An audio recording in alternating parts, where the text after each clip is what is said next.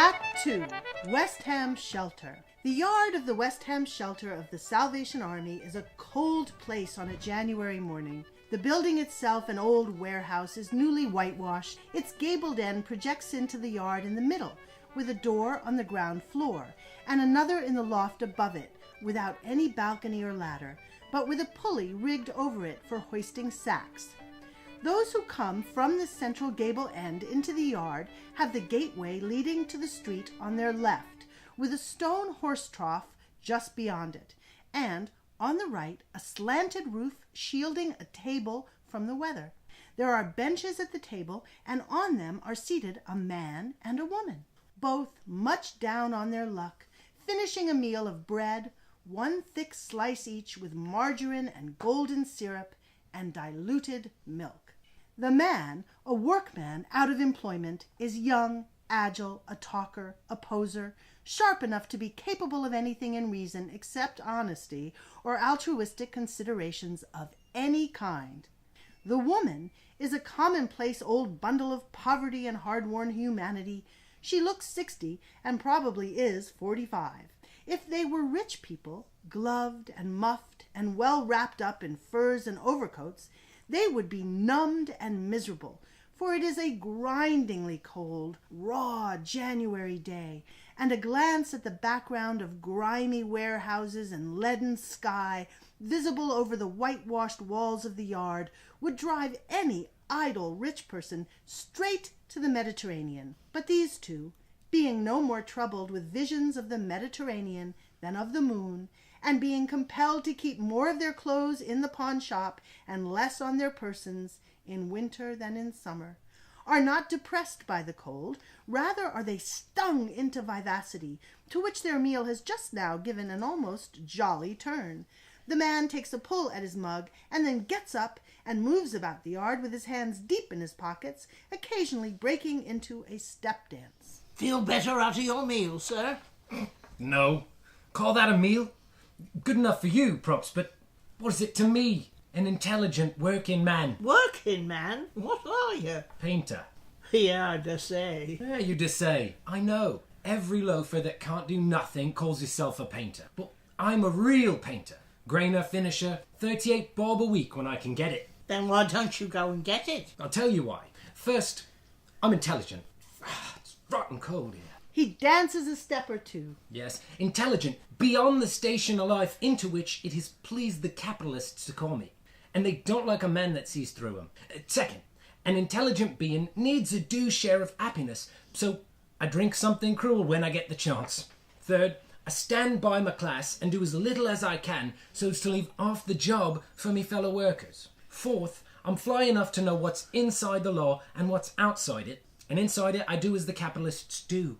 Pinch what I can lay me hands on. In a proper state of society, I am sober, industrious, and honest. In Rome, so to speak, I do as the Romans do. What's the consequence? When trade is bad, and it's rotten bad just now, and the employers has to sack off their men, they generally start on me. What's your name? Price. Bronterre O'Brien Price. Usually called Snobby Price, for short. Snobby's a carpenter, ain't it?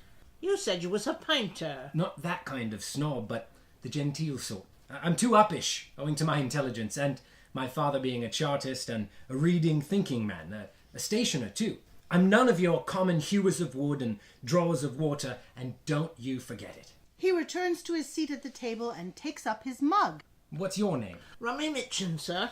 Price quaffs the remains of his milk to her. Your elf, Miss Mitchens. Mrs. Mitchens. What? Oh, Rummy. Respectable married woman, Rummy, getting rescued by the Salvation Army by pretending to be a bad 'un. Same old game. What am I to do? I can't starve. Salvation lasses is dear good girls, but the better you are, the worse they like to think you were before they rescued you. Why shouldn't they have a bit of credit, poor loves? They're worn to rags by their work. And where would they get the money to rescue us if we was to let on we're no worse than other people? You know what ladies and gentlemen are. Thieving swine. Wish I had their job, Rummy, all the same. What does Rummy stand for? Pet name, Props? Short for Romola. For what? Romola. It was out of a new book. Somebody me mother wanted me to grow up like. We're companions in misfortune, Rummy. Both of us got names that nobody can't pronounce. Consequently, I'm Snobby and you're Rummy because Bill and Sally wasn't good enough for our parents. Such is life. Who saved you, Mr. Price? Was it Major Barbara? No, I come here on my own. I'm going to be Bronterre O'Brien Price, the converted painter. I know what they're like. I'll tell them how I blasphemed and gambled and warped my poor old mother. Used you to beat your mother? Well, likely. She used to beat me. No matter. You come and listen to the converted painter and you'll hear how she was a pious woman that taught me prayers at her knee, and how I used to come home drunk and drag her out of bed, be a snow-white airs, and lam into her with the poker. That's what's so unfair to us women. Your confessions is just as big lies as ours. You don't tell what you really done no more than us. But you men can tell your lies right out at the meetings, and we made much up for it. Well, the sort of confessions we has to make has to be whispered to one lady at a time. It ain't right, spite of all their piety. Right? Do you suppose the army'd be allowed if it went and did right? Not much. Combs our hair and makes us good little blokes to be robbed and put upon. But I'll play the game as good as any of them.